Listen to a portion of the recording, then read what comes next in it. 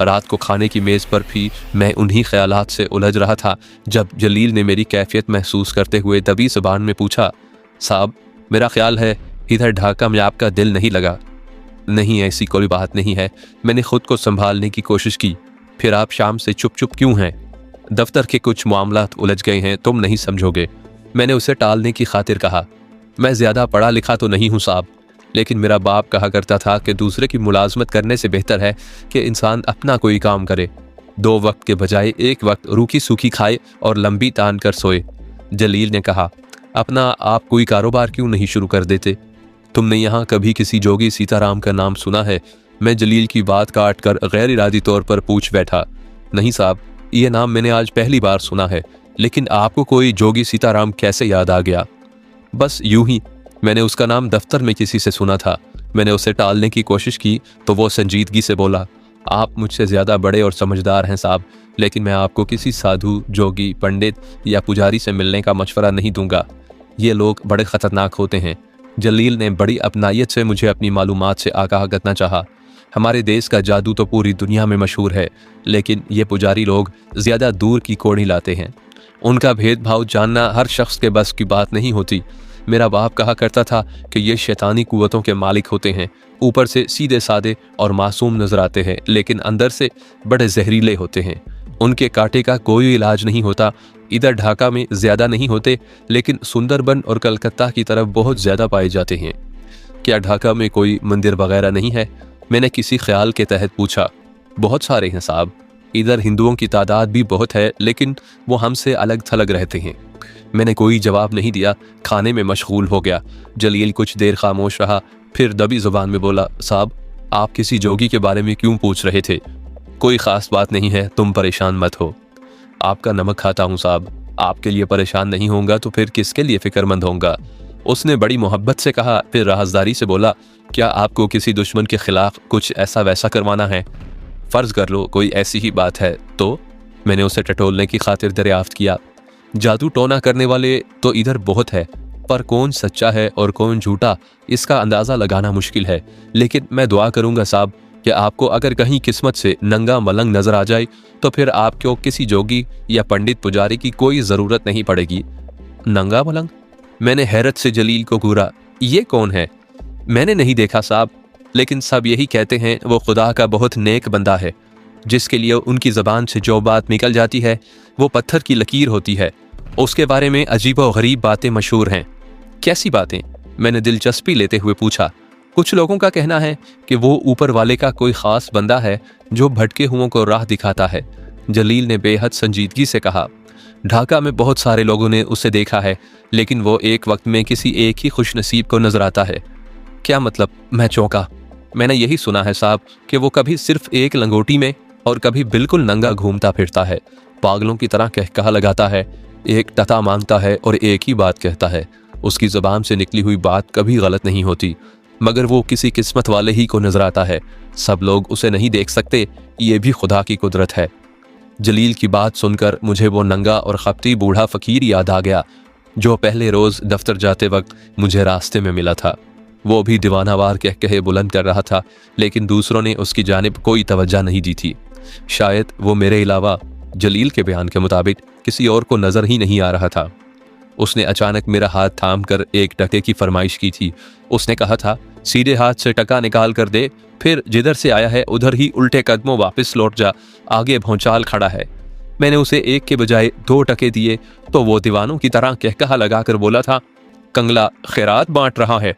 बूढ़े दीवाने का ख्याल उभरा तो मेरे जहन में आंधियां चलने लगी। जलील यकीनन उसी नंगे मलंग की बात कर रहा था जो किस्मत से मुझे नजर आया, फिर मुझे वापसी का मशवरा देकर अपनी राह हो लिया। शायद वही अल्लाह का महबूब बंदा था जो मेरी रहनुमाई करने के लिए सामने आ गया था। वो जानता होगा कि मेरे साथ क्या पेश आने वाला था, इसीलिए उसने कहा था कि आगे भौचाल खड़ा है। उसने ढके छुपे इशारों में मुझे वापसी का मशवरा दिया था, लेकिन मैं खुदा के उसने एक बंदे का इशारा ना समझ सका और अब वक्त बहुत आगे निकल चुका था। दीवाने की सदाएं मेरे पूरे वजूद में सदाए बाज गश्त बनकर गूंज रही थीं। जलील ने किसी नंगे मलंग की बात ना की होती तो शायद मुझे उसकी याद भी दोबारा कभी ना आती। और अब मैं सोच रहा था कि काश मैंने उस फकीर की असलियत जान ली होती और उसके मशवरे पर वापस पटना लौट गया होता तो शायद आज मुझे अपनी ये दास्तान रकम करने की नौबत कभी ना पेश आती।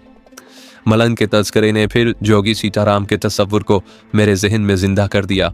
उसका झरना और बुखारी से क्या ताल्लुक था मुझे ये नहीं मालूम था, लेकिन अब मैं संजीदगी से सोच रहा था कि मेरे साथ जो हालात पेश आ रहे हैं या आने वाले हैं, मलंग को उसका इल्म ज़रूर था, वरना वो मुझे वापसी का मशवरा क्यों देता।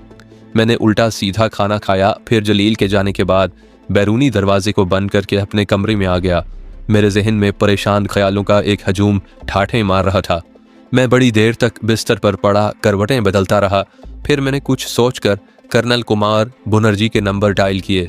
मैं झरना से बात करना चाहता था। मैंने तय कर लिया था कि अगर दूसरी जानिब से कर्नल ने कॉल रिसीव की तो मैं लाइन मुनक़ता कर दूंगा, लेकिन दूसरी जानिब से जिसने फ़ोन उठाया वो झरना के अलावा कोई और नहीं था। मैं अज़र बोल रहा हूँ। मैंने धड़कते हुए दिल से कहा, क्या कर्नल साहब वापस आ गए? मुझे यकीन था कि आज नहीं तो कल, लेकिन तुम मुझसे राब्ता ज़रूर कायम करोगे। झरना के लहजे में खुद एतमादी के रंग झलक रहे थे। कर्नल के सिलसिले में? वो अभी वापस नहीं लौटा। झरना ने हिकारत से कहा, वो वापस आ जाए तो भी कोई फ़र्क नहीं पड़ेगा। मैं शायद तुम्हें बता चुकी हूँ कि मैं कर्नल से खाइफ नहीं हूँ। इसके अलावा तुम अगर मुझसे दोस्ती बरकरार रखना चाहो तो हम कहीं और भी मिल सकते हैं। मैंने इस वक्त एक दूसरे मकसद से फ़ोन किया था। मैंने संजीदगी बरकरार रखी। अगर तुम बुखारी या रहीमुद्दीन के सिलसिले में परेशान हो तो मेरा मशवरा है कि अब उन दोनों से खौफजदा होना छोड़ दो। जब तक मेरी और तुम्हारी दोस्ती बरकरार रहेगी वो दोनों तुम्हारे खिलाफ कोई कदम उठाने की जरूरत नहीं करेंगे। क्या आप रहीमुद्दीन से भी वाकिफ़ हैं? मैंने उसका जवाब सुनकर ताज्जुब का इजहार किया। हाँ, उसने निहायत बेबाकी से जवाब दिया। कर्नल और रहीमुद्दीन कभी एक दूसरे के जिगरी दोस्त हुआ करते थे। ये उन दिनों की बात है कि जब रहीमुद्दीन फॉरेस्ट डिवीज़न में एक ऊंचे ओहदे पर हुआ करता था।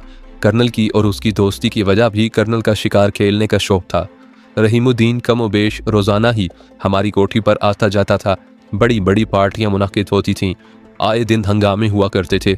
उस वक्त तक कर्नल इसी गलत फहमी में मुब्तला था कि मैं उसे दिलो जान से चाहती हूँ। लेकिन एक रोज़ कर्नल को किसी तरह मेरी और रहीमुद्दीन की बढ़ती हुई बेतकल्लुफ़ी की भिनक मिल गई। उसने फौरी तौर पर अपने असर रसूख इस्तेमाल किए और रहीमुद्दीन का तबादला एक दूर दराज के इलाके में करवा दिया। उसके साथ ही कर्नल ने अपनी कोठी पर दोस्तों की आमदुरफ्त और ज़ियाफ़तों का सिलसिला भी बंद कर दिया। तुम अगर किसी के ज़रिए ना आए होते तो शायद वो तुम्हें भी कोठी के अंदर बुलाने की हिमाकत ना करता। मैं खामोशी से झरना की बातें सुनता रहा। वो बड़ी ढिठाई से एक एक बात खुलकर बता रही थी। जब वो खामोश हुई तो मैंने दबी ज़बान में उससे जोगी सीताराम के बारे में पूछा, क्या आप इस नाम के किसी आदमी से वाकिफ़ हैं? नॉनसेंस, उसने नफ़रत से जवाब दिया। अभी मेरा ज़ौक़ इतना पस्त भी नहीं हुआ कि मैं जोगियों और पुजारियों को घास डालनी शुरू कर दूं। लेकिन तुमने ख़ास तौर पर किसी जोगी सीताराम के बारे में क्यों दरियाफ्त किया है? मेरा अंदाज़ा है कि जोगी सीताराम किसी पुरानी दुश्मनी की वजह से रहीमुद्दीन और बुखारी को मेरे खिलाफ उकसा रहा है। मैंने दरोगोई से काम लिया। फ़िक्र मत करो, मैं तुम्हारी खातिर बुखारी को कुरेदने की कोशिश करूंगी। अभी नहीं, मैंने तेज़ी से कहा। अगर ज़रूरत पेश आई तो मैं आपको ज़रूर ज़हमत दूंगा। मेरा ख्याल है कि तुम अभी तक कर्नल की वजह से मुझसे खौफज़दा हो। जी नहीं, लेकिन मेरी दरख्वास्त है कि आप अभी come on Nazar, don't be so childish. Jharna ने बड़ी बेतकल्लुफ़ी से मुझ पर अपना हक जमाते हुए कहा, ये तुमने क्या आप लगा रखी है? मुझे बेतकल्लुफ़ दोस्तों की ज़बान से इस किस्म की फॉर्मेलिटीज़ भी जहर लगती हैं। आइंदा से तुम मुझे सिर्फ तुम कहकर मुखातिब करोगे। प्रॉमिस करो। कोशिश करूँगा। इस वक्त क्या सिर्फ सीताराम की खातिर फ़ोन किया था? झरना की आवाज़ में उसके अंदर की औरत जागने लगी। मैं तुमसे दोबारा राब्ता कायम करूँगा। मैंने दरपेश हालात की वजह से डिप्लोमेसी से काम लिया और फिर रिसीवर क्रैडल पर रख कर नाइट बल्ब अभी ऑफ करके सोने की खातिर करवट बदल ली। झरना की ज़ुबानी मुझे कर्नल और रहीमुद्दीन की दुश्मनी की वजह भी मालूम हो गई थी। बुखारी ने भी यही बताया था। वो दोनों एक दूसरे का नाम सुनना भी गवारा नहीं करते। उस रात मेरी आंख देर से लगी। दूसरे दिन मैं दफ्तर गया तो मुझे बुखारी के रवैये में हैरत अंगेज़ तब्दीली नजर आई।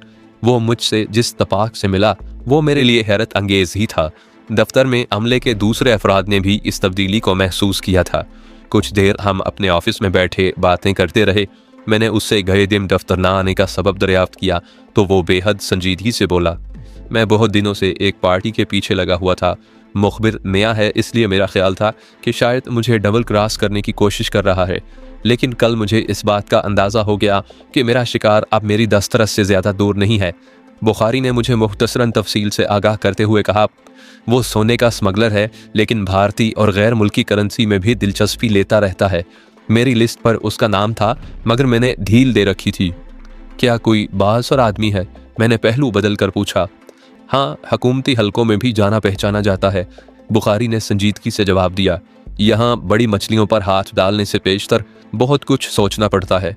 ख़ास तौर पर ऐसे अफराद से तो बहुत ज़्यादा मोहतात रहना पड़ता है जो कभी हुकूमत मशीनरी का कल पुर्जा भी रह चुके हों।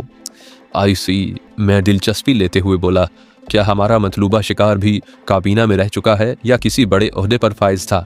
2-4 रोज़ की बात और है। बुखारी किसी माहिर शिकारी के अंदाज में ज़ेरे लब मुस्कुराया। मैं कोशिश करूंगा कि इस केस में तुमको भी अपने साथ रखूं, इस बहाने तुम्हें यहाँ के हालात का कुछ अमली तजर्बा भी हो जाएगा। बुखारी मुझे अपने इस केस के बारे में मोटी मोटी तफसील बताता रहा। मैं महसूस कर रहा था कि वो हर मामले में बहुत मोहतात रहकर काम करने का आदी है। दोपहर को खाने के वक्त वो मुझे अपने साथ दफ्तर की कैंटीन में ले गया। वहाँ भी हम दूसरों से कदरे अलग एक गोशे में बैठे बातें कर रहे थे। मैं उसकी बातों से अंदाज़ा लगा रहा था कि वो जिस शिकार की बात कर रहा है उसके गिर्द उसने बड़ा मजबूत जाल बिछा रखा है। क्या बहुत बड़ा कंसाइनमेंट हाथ आने की उम्मीद है? मैंने दबी ज़ुबान में पूछा तो वो मुस्कुराने लगा। मैं बिला वजह खुशफहमी का शिकार नहीं होता। हो सकता है कि हमारे हाथ कुछ भी ना लगे और ये भी मुमकिन है कि मौजूदा केस हमारे लिए एक रिकॉर्ड साबित हो। जो कुछ मैं सोच रहा हूँ इससे ज़्यादा हाथ लग जाए। क्या वो शख्स बज़ाते खुद भी शामिल होगा? मैंने पूछा। फिर वजाहत करते हुए कहा, आमतौर से बड़े स्मगलर खुद सामने नहीं आते, उनके कारिंदे काम करते हैं। वो खुद दूर रहकर उनकी निगरानी करते हैं ताकि किस्मत का पांसा अगर सीधा ना पड़े तो उन्हें बचाने की खातिर हाथ पैर मार सकें। आमतौर से ऐसा ही होता है, लेकिन कभी कभी बड़ी मछलियाँ खुद भी आगे आगे रहती हैं ताकि बात को मौका ही पर निपटाया जा सके। बुखारी ने कुछ तवक्कुफ से जवाब दिया, मुझे ऐसे केसेस में ज़्यादा लुत्फ़ आता है जब हमारा वास्ता किसी व्हेल या शार्क मछली से पड़ता है। जाल में फंसने के बाद भी वो बड़ा जोर लगाती हैं। शिकारी को दांतों पसीना आ जाता है। आखिरी वक्त तक उन पर काबू पाना मुश्किल होता है, लेकिन एक बार जब उनका जोर टूटने लगता है तो फिर वो सौदेबाजी पर उतर आती हैं। उनकी कोशिश यही होती है कि बात आगे ना बढ़ने पाए, वरना उनकी साख पर अच्छा असर नहीं पड़ता। वो 2 की जगह 10 और 10 की जगह 20 खर्च करने में बड़ी फ्याजी का मुजाहरा करते हैं। बुखारी ने मुझे मायनी खेज नज़रों से देखते हुए बेतकल्लुफ़ी से कहा, मेरे जैसा आदमी हो तो एक तीर से 2 शिकार कर लेता है। जेब भी गर्म हो जाती है और सामने वाले पर एहसान करके उसे अपना गुलाम भी बना लेता है। ऐसे लोग कभी कभी बड़े कारआमद साबित होते हैं, लेकिन तुम्हारे जैसा कट्टर मुसलमान हो तो फिर बात बिगड़ जाती है। जो दौलत वो तुम्हें खरीदने की खातिर देने पर आमादा होता है, बाद में उसी रकम से कोई ऐसा वकील खड़ा कर देता है जो अदालत में हमारी ईमानदारी की धज्जियाँ उधेड़ कर रख देता है। मगर मेरा ख्याल है कि जीत हमेशा ईमानदार ही की होती है। मैंने एक बार फिर बुखारी पर वाज़े करने की कोशिश की कि मैं अपनी दयानतदारी से दस्तबरदार होने को तैयार नहीं हूँ। वो मुस्कुरा कर बोला, मैं जानता हूँ कि पत्थर में जौंक नहीं लगती। तुम्हारी इतला के लिए ये भी बता दूँ कि मैं कल बॉस से भी सिर्फ तुम्हारे सिलसिले में बात कर चुका हूँ। क्या फ़ैसला हुआ? मैंने बेचैनी से दरियाफ्त किया। हो सकता है कि बॉस आज किसी वक्त तुम्हें बुलाकर खुद बात करे। कुछ ना कुछ तो अंदाज़ा होगा। मैंने उसे कुरेदने की कोशिश की। मेरा ख्याल है कि वो कुछ नरम ज़रूर पड़ा है। बुखारी ने मुझे चुभती हुई नज़रों से देखकर कहा, तुम्हारी कोई ना कोई अदा ज़रूर भाग गई है। यह भी मुमकिन है कि पटना से किसी का सिफारिशी फ़ोन आ गया हो जिसकी वजह से बॉस पसीज गया हो, वरना पहले उसने तुम्हारे बारे में बड़े ख़तरनाक फ़ैसले किए थे।